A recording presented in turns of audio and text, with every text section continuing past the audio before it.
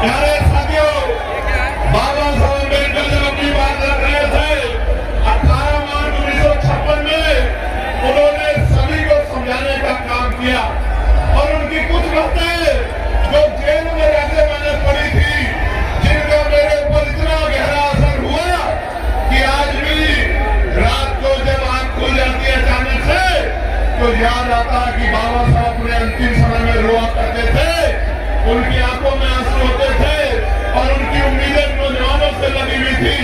बाबा साहब ने यहाँ कर्मचारियों के बारे में कहा कि कर्मचारियों ने मेरा साथ नहीं दिया, लेकिन मैं धन्यवाद देता हूँ कि आज देश के बहुत सारे कर्मचारी अधिकारी अपनी सामाजिक जिम्मेदारी का निर्वहन कर रहे हैं।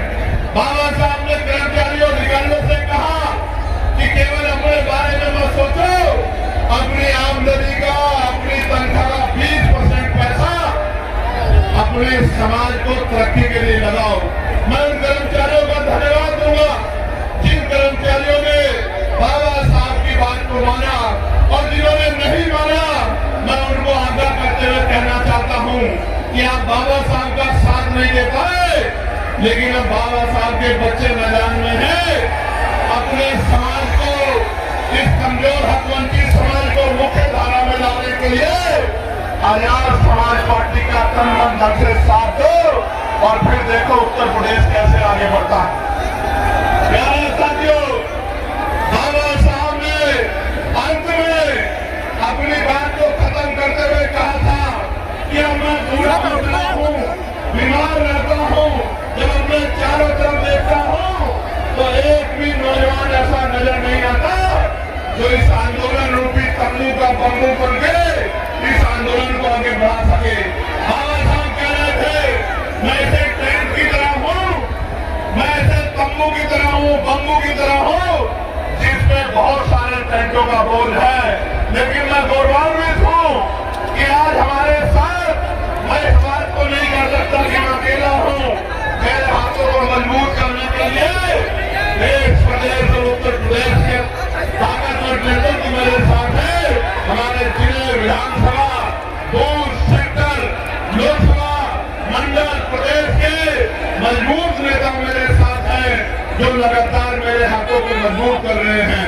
प्यारे साथियों, मैं आपको ये कहना चाहता हूँ, बाबा साहब ने उस दिन ये कहा था रोते हुए कि एक भी नौजवान दिखाई नहीं देता जो इस आंदोलन को आगे बढ़ा सके। आज विदेश मैदान में लाखों नौजवान दिखाई देते हैं जो बाबा साहब की बात को मानने के लिए तैयार, और बाबा साहब की बात को मानने के लिए तैयार नौजवानों, आपकी शक्ति से शासन प्रशासन को चीजों को समझ ही रहा, लेकिन सरकारों की भी नींद खराब है, वरना आज का कार्यक्रम रामलीला ग्राउंड में होता। मैं यहाँ के प्रशासन का धन्यवाद करना चाहता हूँ कि उन्होंने काफी मदद की है, मगर साथियों आपकी भी जिम्मेदारी है कि आप अपनी लड़ाई को स्वयं लड़ें। प्यारे साथियों, हम उत्तर प्रदेश को कैसा प्रदेश बनाना चाहते हैं, मैं उस पर प्रकाश डालना चाहता हूँ। ऐसा प्रदेश जहाँ शिक्षा गरीबों के दायरे में हो, जहाँ गरीबों को अच्छी से अच्छी शिक्षा मिले। मैं बहुत जिम्मेदारी से आपके बीच में बात करते कह रहा हूँ, 2000 रुपए आपको राशन के मिले ना मिले, 5 किलो राशन मिले ना मिले, लेकिन शिक्षा 1 नंबर की मिलेगी आजाद समाज पार्टी के नाम में। ऐसी शिक्षा मिलेगी जो यहाँ के प्राइवेट स्कूल भी देने में भी सक्षम नहीं है, जिसकी महीने की फीस 20,000 रुपए है। मैं संकल्प लेके कहता हूँ कि हम लोग करके दिखाएंगे कि गरीब के बच्चों को ऐसी शिक्षा मिलेगी कि अमीर के बड़े बड़े स्कूल, अमीरों के बड़े बड़े स्कूल में पढ़ने वाले बच्चे भी गरीबों के बच्चों का मुकाबला नहीं कर पाएंगे। आपको 5 किलो राशन मिले ना मिले, लेकिन आपके बच्चे को इतना मजबूत करेंगे कि वो 50,000 रुपए की नौकरी रोजगार करेगा महीने का, और आपकी आंख में आंसू नहीं आने देगा। मेरी बात को आप याद रखना, ऐसी व्यवस्था लागू करेंगे। प्यारे साथियों, ऐसी चिकित्सा व्यवस्था लागू करेंगे कि इलाज की कमी और पैसे की कमी के कारण किसी की जान नहीं जाएगी। जैसे मैंने अपने पिता को खो दिया था, मैं आपको संकल्प करके कहता हूँ इस मिट्टी से।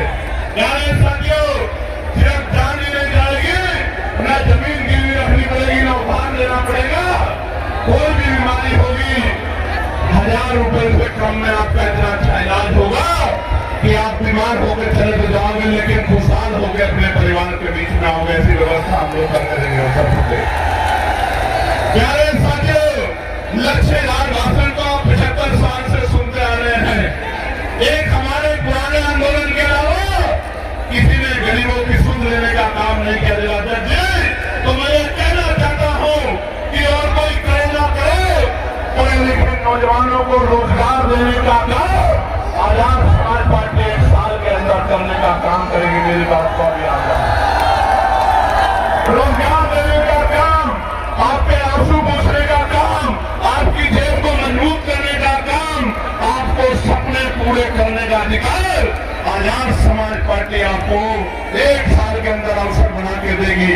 प्यारे साथियों, आज कानून व्यवस्था का क्या हाल है? आज कानून व्यवस्था का हाल खराब है। जुल जाति अत्याचार हो रहा है, बहन बेटियों की इज्जत लुट रही है। मैं आपको संकल्प करके कहता हूँ, अगर कोई अपराधी किसी बच्ची की तरफ आग उठा लेगा तो मुख्यमंत्री तो भी कह रहे थे, मैंने मेरठ में भी पूछा था कि हर चुनाव में यमराज खड़े, यमराज न खड़े हो, लेकिन पुलिस को इतनी शक्ति दी जाएगी कि किसी गुंडे की हिम्मत नहीं होगी बहन बेटे की तरफ आग उठा ले। और अगर उठाएगा, अगर कोई गुंडा उठाएगा तो आज की पुलिस तो 1 गोली मारती है, 2 गोली मार के उसको जो है पूरी जिंदगी के लिए इस लायक नहीं छोड़ेंगे कि वो किसी बहन बेटी की तरफ आग उठा के देखने का काम करे।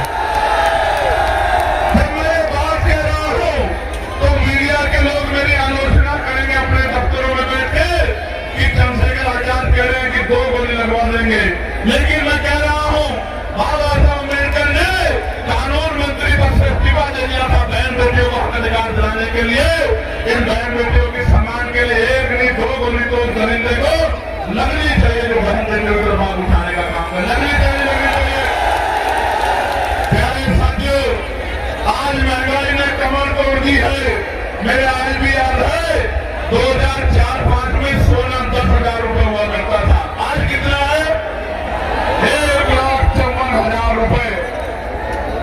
1,15 लाख तो नहीं आए, लेकिन सोना 10,000 से 1,54,000 रुपए हो गया।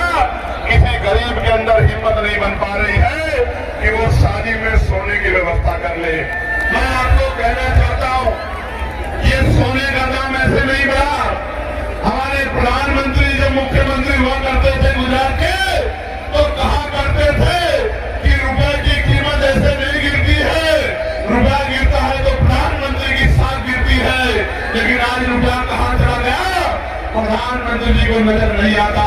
मैं आपको कहना चाहता हूं, अमीरों की तिजोरियों में जो पैसा भ्रष्टाचार का उठा के रख लिया है, इस भ्रष्टाचार पे ऐसी चोट करेंगे कि अमीरों को भ्रष्टाचार का पैसा निकालना पड़ेगा और ये पैसा गरीबों के घरों तक पहुंचेगा। गरीबों के रोटी का व्यवस्था, कपड़े की व्यवस्था, पानी की व्यवस्था, शिक्षा की व्यवस्था और चिकित्सा व्यवस्था, इस भ्रष्टाचार के पैसे को अमीरों की तिजोरी से निकाल के गरीबों तक पहुंचाने का काम हम लोग करेंगे। प्यारे साथियों, बाबा साहब ने 1956 में जमीनों की बात की थी। मैं आपके सामने कहना चाहता हूं, पुरानी सरकार ने जितनी जमीन दी थी गरीबों को, अति पिछड़ों को, दलितों को, चुन चुन के उन जमीनों को छीनने का काम सरकार कर रही है। असामी पट्टे हो या सीलिंग वाले पट्टे या कोई और पट्टे, सारे पट्टों को लगातार पिछड़े से पिछड़े मुसलमानों को जो जगह थी छीनने का काम कर रही है। जब सरकार बड़े बड़े हाईवे बना के जमीन अखबार कर सकती है तो भूमिहीन मजदूरों को, किसानों को क्यों नहीं जमीन दे सकती? सरकार के पास का कोई जवाब नहीं है। और जिन्होंने 70-70 साल में घर बना के जो लोग रह रहे हैं, जैसे मथुरा में बस्ती को उजाड़ने का काम सरकार करने की बात कर रही है, जहाँ गरीब दलित वाल्मीकि समाज के लोग रह रहे हैं। मैं सरकार को चेताना चाहता हूँ, अगर आप गरीबों के घर छीनने का काम करोगे मथुरा में या पूरे प्रदेश में, या उनकी जमीन छीनने का काम करोगे, हम आपकी कुर्सी छीन लेंगे। मेरी बात को याद रखना, ये गरीब आपको समझ सिखाएंगे। प्यारे साथियों, मैंने पार्लियामेंट में एक बिल लेके आया था निजी क्षेत्रों में आरक्षण का। आपने पढ़ा होगा, सुना होगा निजी क्षेत्रों में आरक्षण मिलना चाहिए, क्योंकि सरकारी नौकरियां 2% है, प्राइवेट सेक्टर में आरक्षण मिलना चाहिए।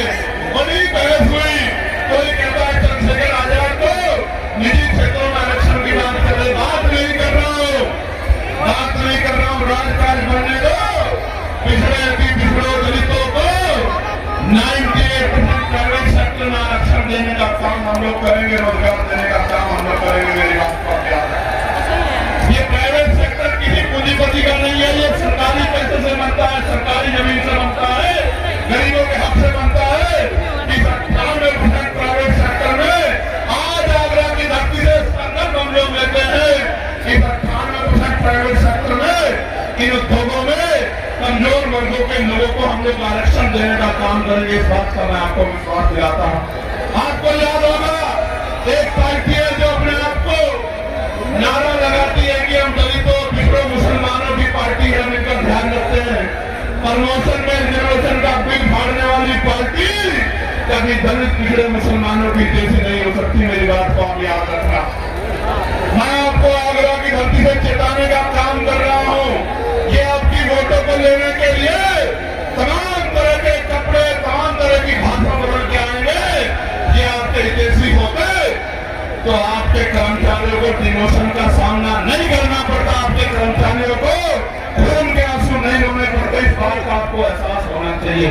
और अगर हम लोग को मौका मिल जाएगा तो पिछड़े, अति पिछड़ों को भी दलितों के साथ प्रमोशन में आरक्षण दिलाने का काम हम लोग उत्तर प्रदेश में करेंगे। मेरी बात को आप याद रखना। प्यारे साथियों, मैं तो यही तक नहीं, मैं सामाजिक न्याय को मानने वाला व्यक्ति हूँ। आगरा की धरती में खड़े होकर कह रहा हूँ, इसलिए तमाम लोग मेरे पीछे षड्यंत्र कर रहे हैं कि दलितों की तरह पिछड़े वर्ग के लोगों को भी पॉलिटिकल रिजर्वेशन हम लोग दिलाने का काम करेंगे। विधानसभा, लोकसभा में मेरी बात को आप याद रखना। जो कोई नहीं कर पाया वो बाबा साहब अम्बेडकर के बच्चे करके दिखाएंगे। मुस्लिम भाइयों, आप भी तैयार हिम्मत करके दिखाओ। आज आप समाज पार्टी आपको भी संख्या में डालते, आप रहेगी। मेरी बात